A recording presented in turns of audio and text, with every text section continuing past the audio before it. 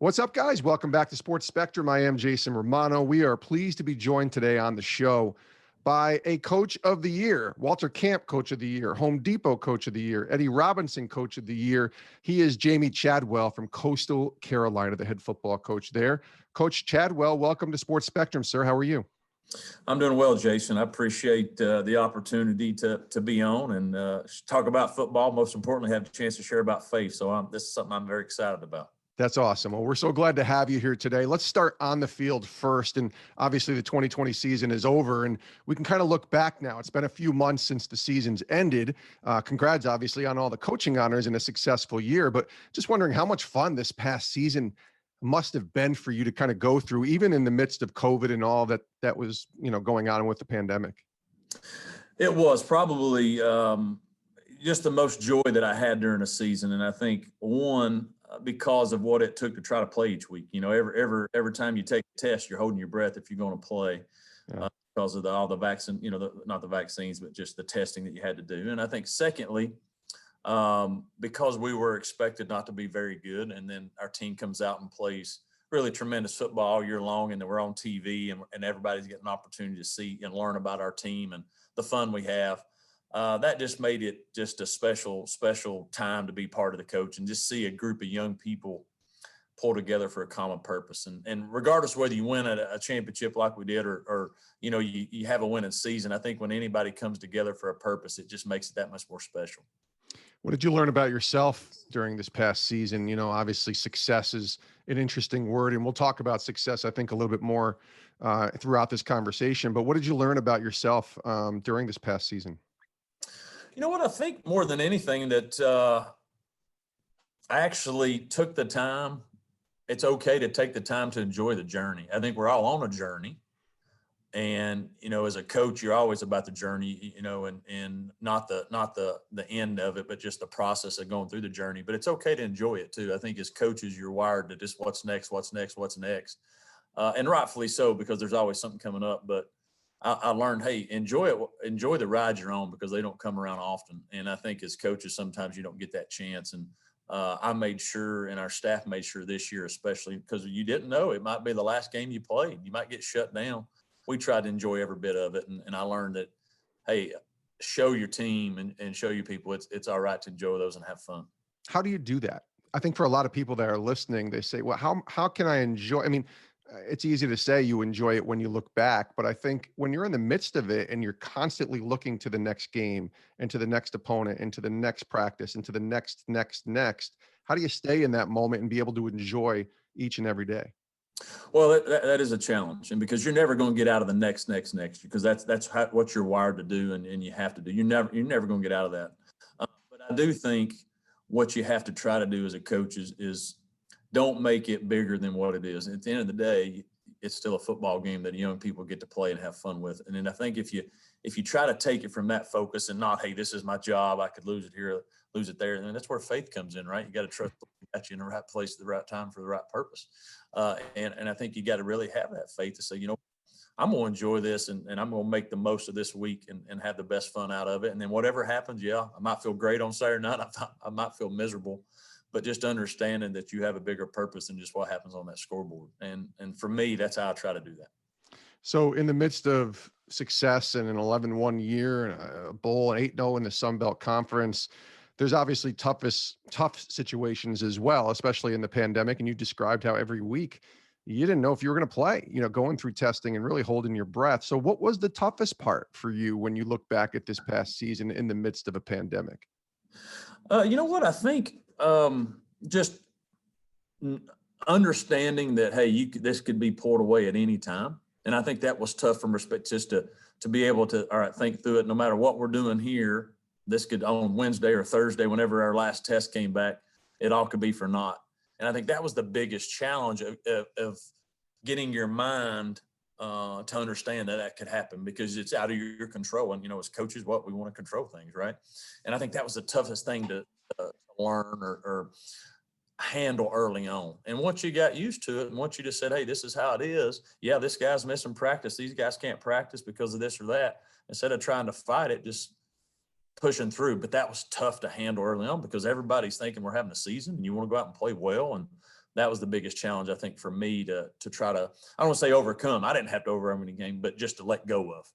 It really is miraculous that you were able to finish the season given all that took place, isn't it?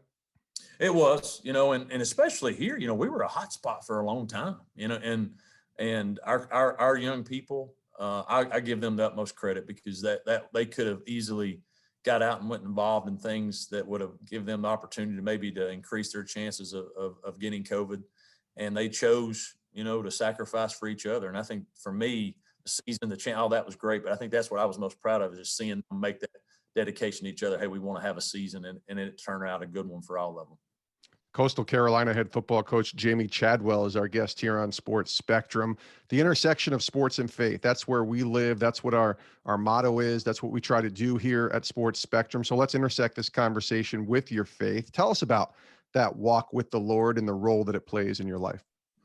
Well, it's the most important aspect of my life, and that's the whole purpose that I believe I'm a coach. I believe wholeheartedly this is where the God has put me to try to spread His message. He's maybe a football coach for a purpose, and I have an opportunity to use the sport of football, which has been a blessing to me in a lot of ways. It's been challenged on me in a lot of ways too, like injuries and all those things. But the blessings that it's bestowed upon me, and it gives me an opportunity, gives me a platform to use that faith through the game of football. Ever since I became a head coach, I came in 2009 at a small Division II school. Now 8 years of my head coaching career has been at Christian University. So it's easy to share your faith there, right? You have to. At the public places is a little different, but I believe in my heart that's what he's placed me in, and he could care less if we win. Yeah, it's great because it brings more eyes and ears to our program and what we're about. But I do know that he's put young people in place that don't know anything about Jesus, and they have the chance through being in our program to learn about Him. And I hope my hope and prayer is when I'm held accountable for that one day, He says, "Hey, you use your platform for good," and that's what I'm trying to accomplish, every day. Was that something you always recognized when you went into coaching, the platform and the purpose, as you call it, the greater purpose to be a coach? I knew there was always a platform, and I knew how important coaching was from a situation. One, my father was a coach. Two, that the coaches that impacted me, whether it was positive or negative, and I had a lot of positives, but I also had negatives. And so I knew the power of what a coach was and what he could do for you and how he could lead you and encourage you. Now, a lot of people do it in a different way, right? The face, maybe not what the why behind theirs. But for me, because of my beliefs, I knew I wanted to use it for a chance to share something positive in a world of dark. I wanted to share the light. And I knew there was power in that.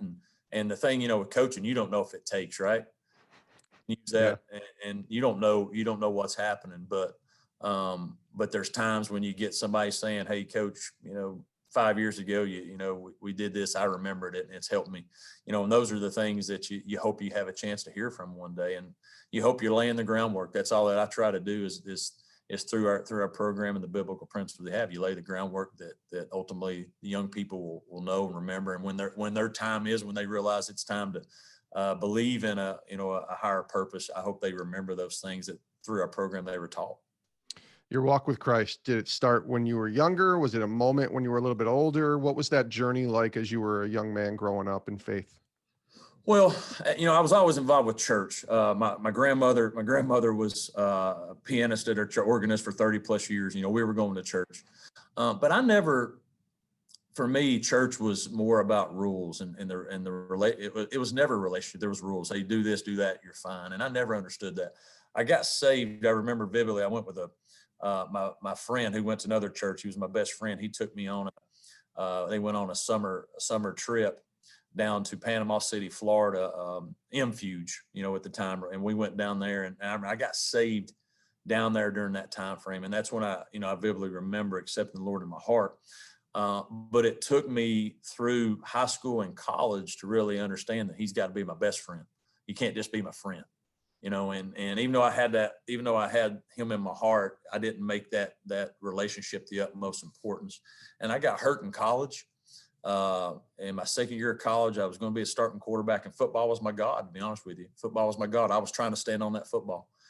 And that football was taken away. And I learned at that time that I needed to make sure I rededicating my life to serving him and his purpose. And it's not been easy since that time frame, but ever since then, I think I was 19 years old. I thought I was going to be the starting quarterback, and 2 weeks before it happened, I broke my ankle, and things didn't work out the way I wanted, but it worked out the way he wanted for his purpose. And I believe wholeheartedly that led me to being sitting here today.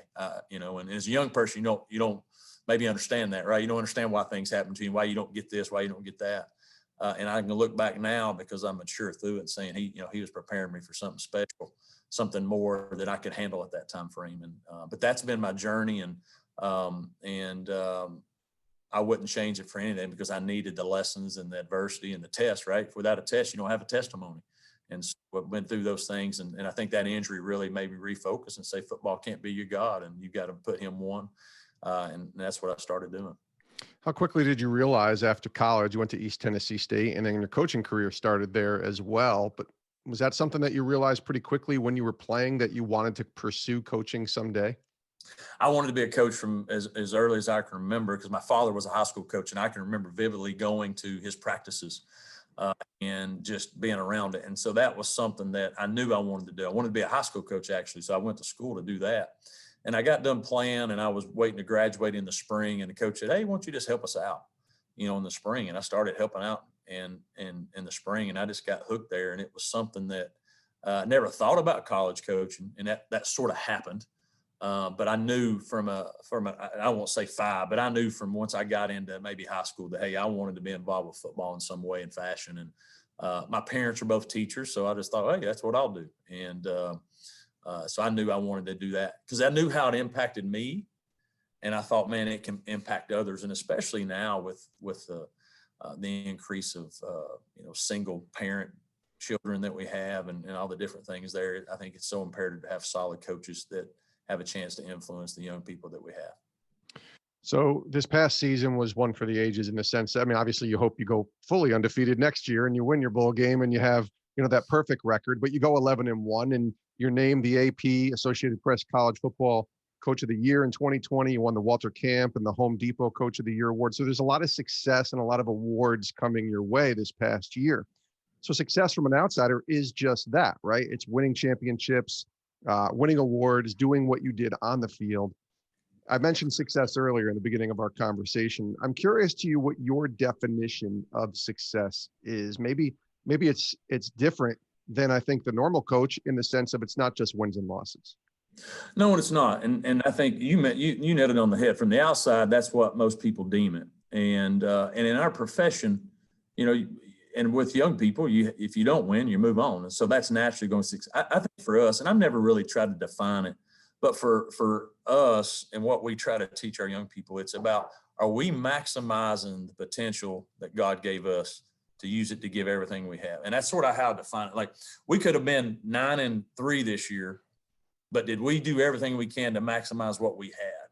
And there's been times where we went 6-5, and it was one of the most successful seasons we've ever had because we got everything out of them. And there's other times we went 8-4, and I was a little disappointed because we didn't. And so to me, it's more defined, do we buy into each other, and then do we reap the benefits of buying into each other and the purpose we have? And this year ultimately was a success because we had a bunch of people that everybody said was no good, you can't win with, and they did something that you could, and they bought into each other. And so that was going to be a success either way, the culture that we had. And we're going to always get defined by wins and losses, but for me on the inside, it's more so, do we come together for a purpose, and are we trying to live that out every day? And hopefully good things happen with that, right? Yeah.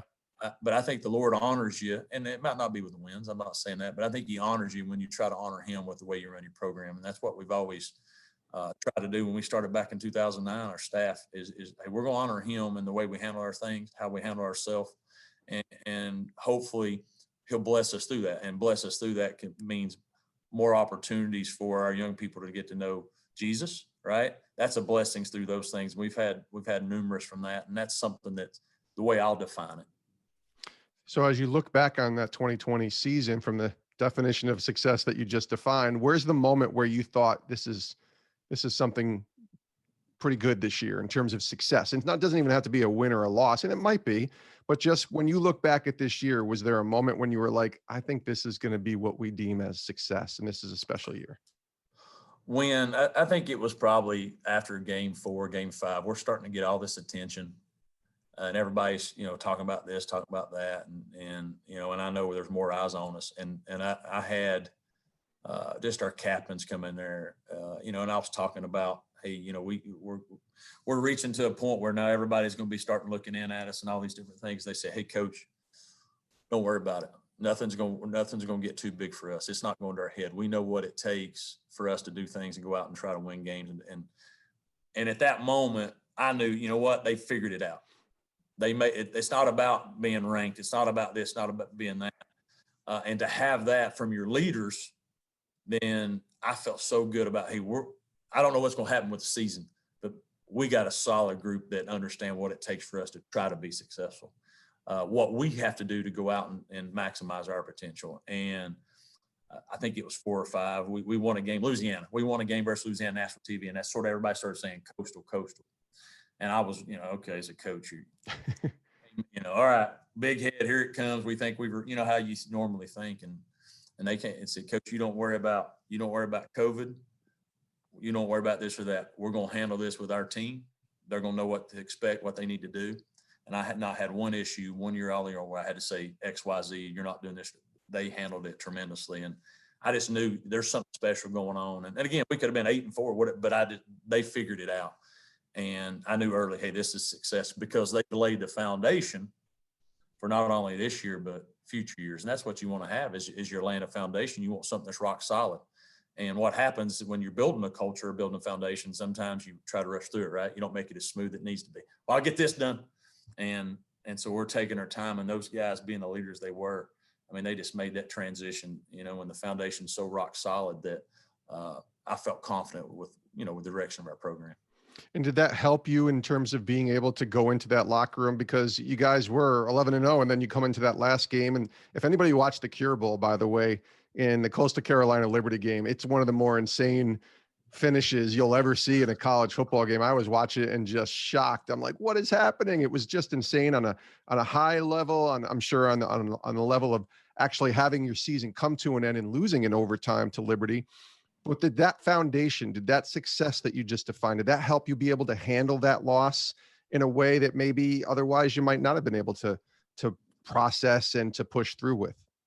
Yeah, yes, because when you talk about building your foundation, it's never about, well, if we do this, we're going to win everything.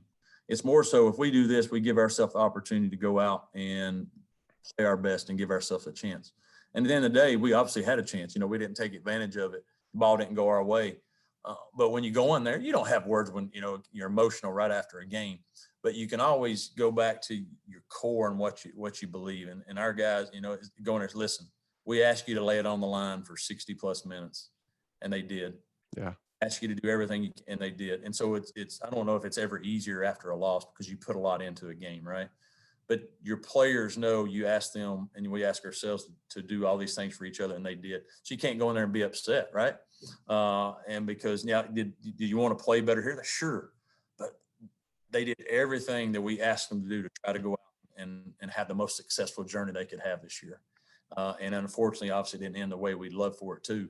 But they knew they laid it on the line for each other. And as a coach, when you go in the locker room and you know you love people, you love your players because of all the things they sacrificed, doesn't make it easier, obviously, to say anything. There's tears and all these things, but there's a genuine, sincere thankfulness of what they did for you for 12 games. Yeah, well, it was quite the season. Jamey Chadwell, Coastal Carolina's head football coach. I got a couple more questions I want to ask you. The first is your Twitter page. You mentioned Colossians 3:23 on it. It says, whatever you do, do it heartily, as to the Lord and not to men. Why that Bible verse? Well, I think in the sports world, at least in my realm, is you're either working for somebody, or when you're playing for somebody, right? And for me, I wanted to make sure I wasn't trying to seek anybody's approval but his. Yeah. Knowing that I have to coach, or if I'm a player, I have to make sure that I'm performing for an audience of one. And again, that doesn't mean you disrespect authority and the people in place. It's just more so ultimately, is he going to say good job, well, or is he going to say well done, good and faithful servant?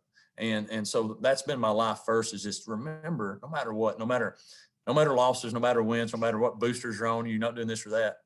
At the end of the day, it's, are you doing his work? And that verse always reminds me when maybe I get caught up in trying to win or get caught up in this or that, or in the losses, and I'm trying to take out my frustrations maybe on players. It's not about that. It's about him. What are you doing for his kingdom? And it always brings me back to that foundation and where I need to be to make sure I'm the coach that he's called me to be, and that I'm the coach that these players need to have. I wanted to ask you about discipleship. And it's something I ask a lot to coaches, because you pour so much into others. And yet, as Christians, certainly, but as people, I think we need people pouring into us as well. And that's part of discipleship. So what does that look like for you? Maybe during season when it's kind of crazy and you're, scheduled and the next game as we described, and then out of season, like where we are right now in the off season. Well, during the season, we have a daily devotion that every staff meeting where everybody on our staff, I actually assign before the season starts. I assign each week, every day that we do it, who's going to do it, and so everybody does it at least twice a semester during the season, and then that gives other people and it doesn't have to be biblically based. Majority are, because we got majority Christians in our program. But that's a way from a daily wise. And then we have a team chaplain that every Thursday during the season, we have a Bible study at lunchtime. And he comes in and he goes through whether it's stuff we've been going through as a staff, he knows he's with us, or whether it's things he feels like, hey, this is the direction we're going. These are some things that could come up. And it gives you a chance to really just to dive in with other believers to help you, keep that balance that you need to have. And that's been tremendous. That's something I started, back when I became a head coach, because I think I read about it from Coach Mark Rick that was doing it. I don't know exactly how he was doing it, but he was doing it. And I thought, you know what? That's pretty good. When I was at Christian schools as assistant, we prayed and stuff, but we never really had like a daily, devotion and some of those things. And I thought, man, so we started that. And then during the off season, it's a little bit more hectic because not right now, because you got recruiting typically and all those things, but we still have that weekly Bible study with our chaplain that comes in, and we're going through leadership, what Christian leadership looks like is what we're doing right now. And then we spend more time. And then what I try to do is you have more time for your mentors, whether that's a pastor, whether that's other people that have, is giving you great advice throughout. So you have more time in that time to really lean into those. And that's what I try to do. It's really good. Last question here, Coach Chadwell. Thanks so much for your time. So what's your hope, your goals, maybe from a spiritual perspective, your desires? I don't know, maybe it was one word. My friend John Gordon has that one word every year that he puts out. And that's something that I kind of define and try to look towards and each year as the new year comes around. So for 2021, what's been that one word or that hope or those goals or desires that you look to, enhance yourself or kind of keep yourself grounded in your walk with the Lord? Well, we do the one word with our team. And so, nice. And I'll share that with you, but my desire is, I hope through this season that more and more of our young people have a chance to know who Jesus is. Every year we have the gospel every year around Easter. They get the gospel message at least once a year from us. I want to make sure they have the opportunity to know who he is and know how important he is, and whether they accept him or not. Obviously, I can't make that decision, but I want to make sure, my desire is if everybody on our team to know him personally at some point in their life. My word for this year is joy. Last year it was compassion, and this year is joy. And one of the reasons I picked that was because I think it's easy to coach. It's easy to coach when you're not expected to do a lot. Now this year, there's more expectations, more all these different burdens that might come up. And I want to make sure I find the joy in the moment, because I sometimes, especially when you're successful, people try to take the joy away from you. And joy is from within. It's not based off your circumstances. It's based off who you are.